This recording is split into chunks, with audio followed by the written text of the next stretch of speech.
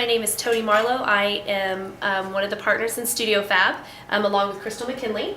And we like to teach women how to do their own makeup. We have classes where they come in and they bring what they have along with our stuff, and we really like to spend one-on-one time with them and really show them things that maybe they haven't learned. One of the things that we're doing today is really working with women of color. That's something that I've noticed a lot of women of color, they struggle with knowing what colors to wear. Something that I like to always let them know is all colors look a little lighter on darker skin tones. Whether they're lighter and very sheer and they don't show up, or they're lighter like they're too electric and they're too dramatic. So that would go for blushes, eyes, and lips. So my recommendation is, when looking at a color that you want to wear or that's your desired look, to go 2 to 3 shades darker, because then the darker color will look like that original color that you liked. So if you want to wear really bright electric blue on your eye, then go into maybe a darker royal blue, because a darker royal blue on darker skin tones will look brighter. Same with lip colors. Wearing a red, if you want a bright red lip, wear a crimson, because a crimson will look bright red.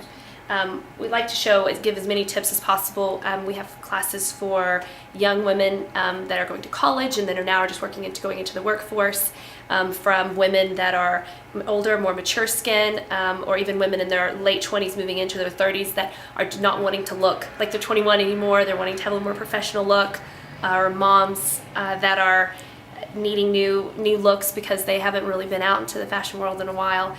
So we have a lot of fun with it.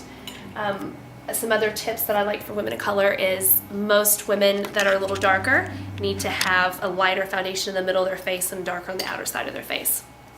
And I know that it can be frustrating needing 2 foundations, but having that really evens out the skin tone instead of trying to match the darker part of your face with the lighter part. Just do it and get to, you'll be happier with the results at the end. Today what we're going to do on Carla is a little bit more of an updone look. We're going to do a little more glamorous, a little more color on the eyes, but we're going to start out with a foundation. We're going to do 2 different colors because a lot of times darker skin tones, you have to even things out. Some places will be a little darker, some places will be a little lighter. This is an actual cream foundation. And we'll start with a little bit lighter color. And Carla, I'm going to have you look up for me, the ceiling, eyes up.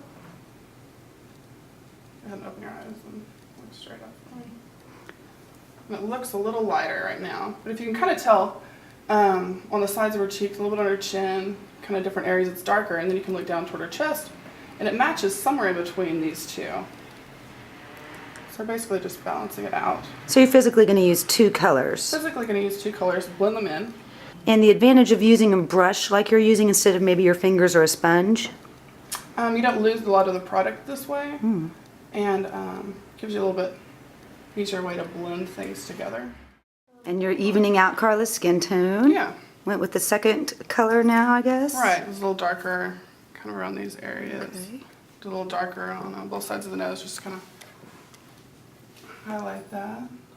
We're actually going to put powder all over Carla's face instead of just kind of the T-zone, because she has a little bit of shine that we're going to go ahead and cut down.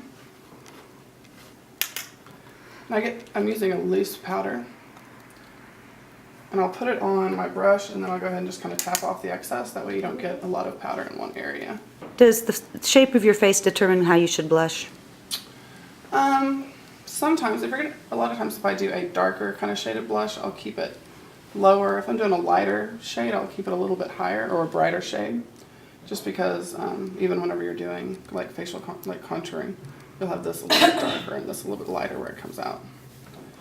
And some of it's angles, so she has a really nice jaw or cheekbone right here that angles up, so I can just put that right on top. Sometimes you have to kind of create the illusion of a cheekbone. I dusted just a little translucent powder right in the middle of her T-zone, but I really left the outer perimeters of her face with just the tinted moisturizer, and it gives this really dewy, fresh, an emollient finish, if you can see that. And that's really a trend that's popular right now. She's very healthy, rich skin.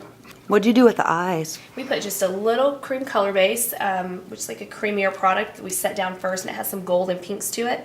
And then I'm going to go in and define her crease and highlight. But since Marlene said she likes it pretty simple, pretty natural, we're going to keep it just a really quick step for her that she can just throw it on and go and still feel really good. Put a little more of like a red toned, deeper bronzer on it. I went right around the hairline, a little underneath the cheeks, and then a little underneath the jawline, and brought it down, kind of like a 3. A little across the chin. And that just really gives the skin a nice warm finish to it. It's healthy. It's radiant. Generally, warm tones do look best on darker complexions, and in most situations I've found. However, you know, we're in the business of empowering women and making women feel good. So if there's a cool color that's, you know, light like a gray or a soft blue that someone really wants to wear, I mean, I say wear it, right, Crystal? Definitely. But, you know, really just, you know, make it like a pop of color on the lid and then complement it with shades or pair it up with shades that actually complement your skin tone. So safe and safe and natural would be more warm tones, but if you add cools, just make sure to kind of balance it out a little bit. You can mix and match. Mix and match. Have fun. One of the really, really popular trends right now is a pop of color, which is really fun. It's going to be a main focus, like a bright color on the lid, a bright color on the lip, or a bright color on the cheek. It's really, really exciting. Something else that has been really fun and I think will be hitting the spring trends is the colored mascara. Doing like a darker color on the lid and then having a bright colored mascara, so like a deep royal blue on the lid and then a really bright, bright blue on the lashes. That was something that was really, really popular. And so when talking about those trends and talking about with how women with color can wear those, it's really just about pairing those bright colors with neutral shades that complement their skin tone. So I wouldn't try to do all bright colors. So if they like more warmer colors and warmer colors complement their skin, then wear your warmer colors, but then just wear that pop of color just right in the center of the lid, or maybe down the bottom liner a little bit.